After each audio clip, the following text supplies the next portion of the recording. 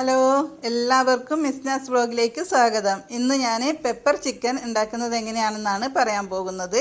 അതിനാവശ്യമുള്ള സാധനങ്ങൾ എന്തൊക്കെയാണെന്ന് നോക്കാം.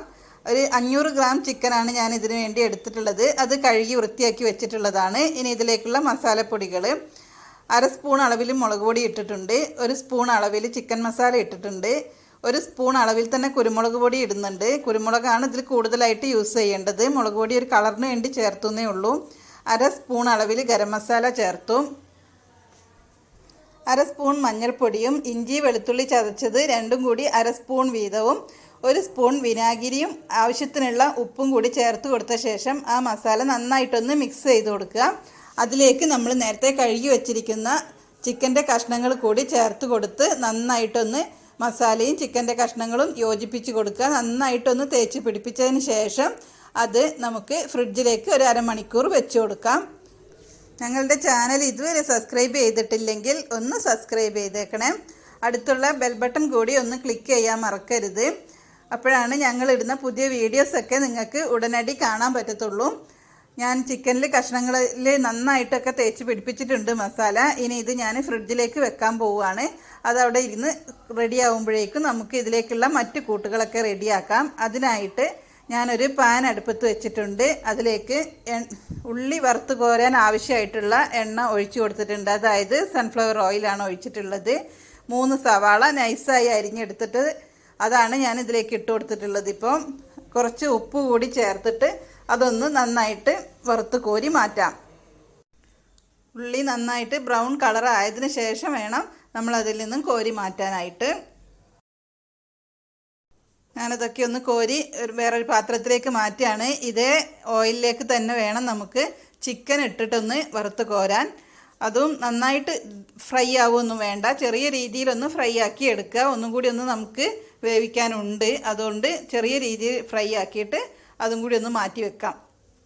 ചിക്കൻ ഏകദേശം ഫ്രൈ ആയി വന്നിട്ടുണ്ട്. 2 തവണയായിട്ടാണ് ഞാൻ ചിക്കൻ ഫ്രൈ ചെയ്തെടുക്കുന്നത്. മുഴുവനായിട്ടും ഫ്രൈ ചെയ്തെടുത്തതിന് ശേഷം വേണം ഇനി അതിലേക്കുള്ള മറ്റ് മസാലകൾ കൂടി റെഡിയാക്കി എടുക്കാനായിട്ട്.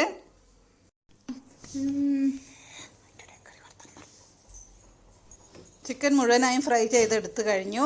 ഇനി ഞാൻ ഒരു കുക്കർ എടുത്തിട്ട് അതിലേക്ക് നേരത്തെ ഫ്രൈ ചെയ്ത് വെച്ച സവാളയും ചിക്കനും അതിലേക്ക് ഇട്ട് കൊടുക്കുകയാണ്. ഇനി ഇതിലേക്ക് ഇഞ്ചി വെളുത്തുള്ളി പേസ്റ്റ് കൂടി ഇടുകയാണ്. 1/2 സ്പൂൺ വീതം തന്നെയാണ് അത് ഇട്ട് കൊടുക്കുന്നത്.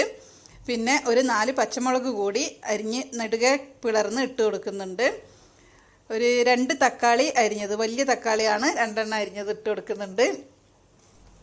3 ഗ്രാമ്പൂ, ഒരു വലിയ കഷ്ണം കറാമ്പട്ട 2 കഷ്ണാക്കി പൊട്ടിച്ചത്, 3 ഏലക്കായ, ആവശ്യത്തിനുള്ള ഉപ്പ്. ആവശ്യത്തിനുള്ള ഉപ്പ് എന്ന് പറഞ്ഞാൽ ചിക്കനിൽ ഉപ്പ് ചേർത്തിട്ടുണ്ടെന്നുള്ള മറക്കരുത്. അപ്പോൾ അതിനനുസരിച്ചിട്ടുള്ള ഉപ്പ് മാത്രം ഇട്ട് കൊടുക്കുക.